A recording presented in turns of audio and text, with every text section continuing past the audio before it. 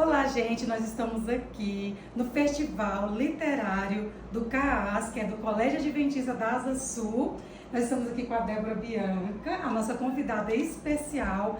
Ela, eu vou dizer assim, ela é uma escritora, mas ela vai se apresentar, vai dizer o que ela faz. E, Débora, eu quero te agradecer por você estar aqui conosco. Seja bem-vinda, espero que esteja gostando. Agora, na parte da manhã, nós já tivemos um momento com ela e os alunos que foi muito especial. Fiquei muito emocionada e estava lá assistindo. Daqui a pouquinho eu vou colocar para vocês um pedacinho para vocês verem como é bem legal, bem dinâmico. Então, vamos para essa conversa gostosa aqui com a Débora. Débora, eu gostaria que você se apresentasse. Olá, tudo bem? Meu nome é Débora Bianca, eu moro em Brasília desde os 5 anos de idade, sou educadora, mestre em educação e também escrevo literatura para as infâncias, tenho 12 livros publicados, visito várias escolas e também conto histórias, faço rodas de conversas, oficinas, é um trabalho que eu aprecio muito e gosto muito da escola adventista. É uma escola que me acolhe muito, toda vez que eu vou, é uma alegria, as crianças participam, os profissionais são maravilhosos, as bibliotecas são encantadoras e é muito bom estar aqui nesta festa do livro. Muito bem. Débora, você é escritora há quanto tempo? Eu comecei essa carreira de escritora desde que eu me aposentei no ano de 2017. Na época eu tinha apenas um livro publicado e, na verdade, não era minha intenção dar continuidade a esse trabalho. Só que as escolas começaram a me ligar, começaram a me procurar e eu fiquei muito animada. É um trabalho muito empolgante, sabe? Esse contato com a criança, com as famílias, com os educadores, com as escolas. E aí fui publicando outros livros, fui conhecendo outras editoras, né? E estou até hoje fazendo isso. Bom, hoje foi o primeiro dia que eu tive contato com o seu trabalho pessoalmente. Eu achei encantador, eu estava aqui pensando enquanto você falava. Já pensou se você tivesse desistido? Nossa. Imagina quantas vidas, crianças, você consegue encantar com esse trabalho. Então eu acredito que, e fico feliz em saber que você não desistiu, não parou. Débora, você tem quantos trabalhos até hoje publicados? Então, eu publiquei 12 livros.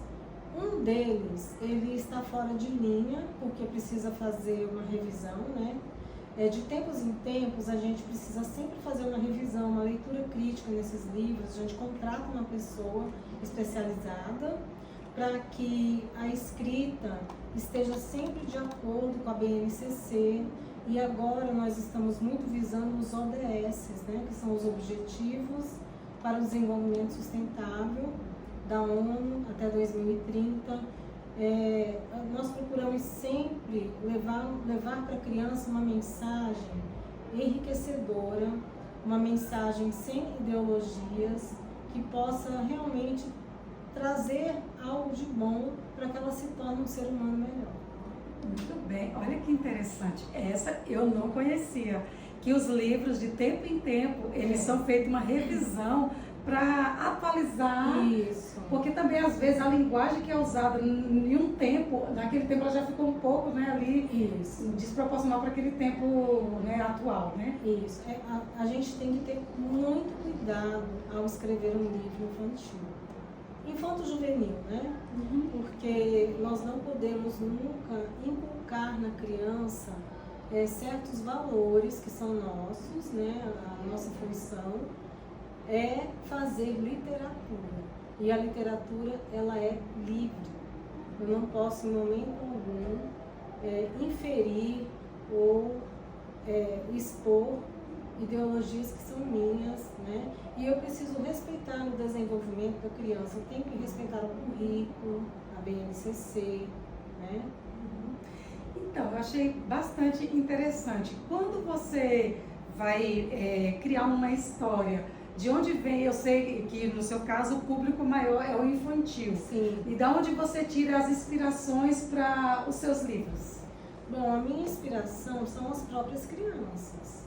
O meu contato com elas, né? A minha conversa com elas, com os educadores. Elas são a minha inspiração e também a minha prática educativa durante 32 anos. Eu vivi, né, muitos momentos dentro de escolas. A escola, ela é o maior laboratório humano. Então, dentro das escolas, a gente aprende muito, a gente enriquece muito a nossa vivência, a nossa vida. E são as crianças que me inspiram. Muito bem. Gente, dos 12 trabalhos que a Débora tem, eu trouxe aqui 3 livrinhos, a gente vai mostrar para vocês. O primeiro é o Chico e o Amor.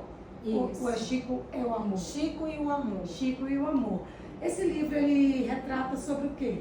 Esse livro, ele traz a história de uma criança que passa por momentos difíceis, de fome, de momentos difíceis na família. E ele é acolhido pela escola, pela professora, e a sua vida é transformada. Não é uma transformação mirabolante, é uma transformação de aceitação e de esperança. Existem muitos Chicos na nossa vida e a escola também precisa acolher essas crianças. Muito bem. O outro livro que nós temos aqui é Tati e seus pensamentos. Gente, antes da Débora falar sobre esse livro, eu gostaria de falar. Por quê? Esse livro aqui, a nossa psicóloga, ela trabalha aqui na escola com esse livro e as crianças. Eu achei tão encantador. A psicóloga trouxe uma caixa transparente, dentro dessa caixa tinha fios, papéis, um monte de coisa assim bagunçada. E esse livro vem contando a história de uma mocinha, que no caso é a Tati, né? É a Tati. Isso, que ela começa a ter umas emoções e essas emoções começam a bagunçar a vida dela, psicologicamente, emocionalmente, né? A palavra mais correta. Então, a psicóloga trouxe essa caixa e todas aquelas coisas bagunçadas dentro daquela caixa eram os pensamentos dela. Isso. E contando a história, ela ia pegando aquela caixa e organizando tudo que estava dentro. Ou seja, a função do psicólogo é fazer o quê? É ajudar a criança a organizar os seus pensamentos. Isso. Eu achei incrível, encantador e hoje eu tive o prazer de te conhecer. Então, parabéns. Se você quer falar mais alguma coisa sobre esse livro? Na verdade, é um livro que fala sobre a cura das feridas emocionais, que é um tabu. Assim como a fome do Chico é um tabu, falar sobre as feridas emocionais também é um tabu. E a gente precisa falar, né? Uhum. E a Tati tinha os pensamentos bagunçados e ela não entendia o motivo disso, que geralmente nós não entendemos. Por que que as nossas emoções estão bagunçadas? E ela vai procurar, a mãe na verdade, vai procurar uma organizadora de pensamentos. Em momento nenhum eu falo da psicóloga em si, porque também é um profissional que nós precisamos, mas que algumas pessoas têm uma resistência, não é? Então eu procurei não falar esse nome, porque essa organizadora de pensamentos pode ser também uma outra pessoa.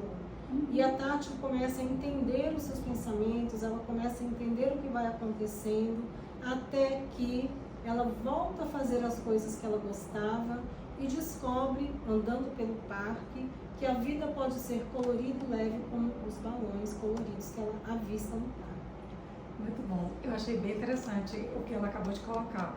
E no momento ela coloca quem é a pessoa que vai, ou o profissional que vai ser o organizador de pensamento, porque dependendo aonde estiver, quem estiver lendo, né, tem as pessoas que têm a possibilidade de ter esse profissional, tem gente que não tem outros que aceitam, outros não. Mais uma vez, uma colocação importante de quando você vai publicar uma obra, de você deixar bem vago, não querer como se fosse colocar uma ideia, impor uma ideia. Esse livro, inclusive, ele foi lido por 3 psicólogas. Além da leitura crítica, teve uma leitura de 3, que foi feita por 3 psicólogas, né? E aí eu mudei alguns termos, como emoções, pensamentos, né? Alguns termos que são da área da psicologia, né? Então é muito importante quando a gente vai criar uma história, fazer um livro. Às vezes as pessoas pensam, para criança é mais fácil, brincadeira. Não é, é muita responsabilidade. Você entrar no imaginário de uma criança, penetrar nesse imaginário e apresentar para ela um livro é uma responsabilidade muito grande. Muito bem. Eu, como estudante de psicologia, Eu vou aderir a esse livro, sim, porque quando for no momento de eu ter que fazer o meu TCC, eu já tenho mais ou menos algumas ideias e eu estou amando esse livro aí, ele é muito bom. Hoje é uma ótima oportunidade para mim adquirir ele, né? Que bom, com certeza. Então, gente, um outro livro que eu acredito que deve ser um lançamento, né? Não, esse foi o primeiro livro. Esse foi o primeiro? Ai, gente, eu estou desatualizada. Ele está na 5ª edição. Será que ele está na 5ª edição, né? E é a Mala Mágica da Filó, né? E Gente. até hoje esse livro, ele é o livro assim, que ele é mais solicitado para mim, é um livro de filosofia, né? Onde a Filó, uma personagem enigmática, que nasceu em plena primavera, ela carrega uma mala mágica para transformar a vida das pessoas. Gente. É importante deixar claro para a criança que essa mala, ela pode ser uma mala física ou pode ser o nosso íntimo. E se a Filó transforma a vida das pessoas, eu posso transformar também. Você pode e o leitor também pode. Interessante. Eu ia dizer para vocês o seguinte, ela não trouxe a mala, mas eu vou postar para vocês a foto da mala depois, tá? Inclusive ela hoje usou essa mala, a gente tem o vídeo, vou postar também para vocês. É muito legal, muito encantador. É a dinâmica que as crianças participam no momento que está apresentando esse livro, essa história, e eu gostei muito.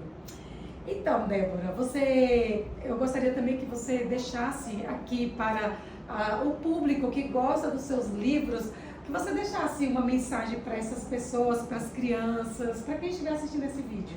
Bom, a minha mensagem é de agradecimento, porque se não fossem os meus pequenos leitores, os educadores e as escolas que me acolhem, as famílias, eu não estaria aqui hoje. E a minha vida mudou completamente a partir da literatura, a partir dos livros. E a mensagem que eu deixo é que a gente não desista dos livros, não desista da leitura. A tecnologia tem um apelo muito grande, né? Muito grande é uma redundância, mas tem um apelo bem chamativo para as crianças e a tecnologia é maravilhosa. Ela nos ajuda, ela facilita muito a nossa vida. Mas nada substitui a humanização que o livro traz. Então, não precisa ser uma concorrência, não é uma disputa, mas que nós ofereçamos cada vez mais livros para as crianças. Muito bem, Débora, e quem quiser adquirir o seu trabalho, hoje é o nosso festival literário, infelizmente vai ser só hoje, mas quem quiser adquirir o seu trabalho, como faz para entrar em contato com você? Vocês podem entrar em contato comigo por meio do Instagram Filó Histórias. Todos os meus livros também estão disponíveis na Arco-Íris Livros, na 509 Sul, e na Chip Livraria Virtual, todos os meus livros também. E me sigam lá no Instagram, Filó Histórias, tá bom? Beijos. Então, gente, antes de finalizar, calma, Maria. Eu só mandei um beijo. Eu quero convidar a Maria aqui, gente. A Maria que foi responsável pelo esse festival literário, por ter convidado a Débora. Vem cá, Maria, eu quero apresentá-la para vocês. Ela diz, eu não gosto de aparecer, mas enfim. Gente, essa aqui é a tia Melry, tá? Tia Melry, eu sei que você gosta muito de biblioteca, livros, essas coisas. Qual a mensagem que você gostaria de deixar hoje para o nosso público? Bom, eu quero dizer para vocês, leiam os chamados livros infantis, principalmente os da Débora Bianca. Por quê? Eu sou uma pessoa que eu comecei ao contrário. Normalmente a gente começa nos livros infantis e vai aumentando, até chegar nos clássicos e tal. Eu comecei um caminho inverso. 11 para 12 anos ali, meio que escondido da família, porque naquela época criança lendo clássicos de literatura brasileira não era muito adequado.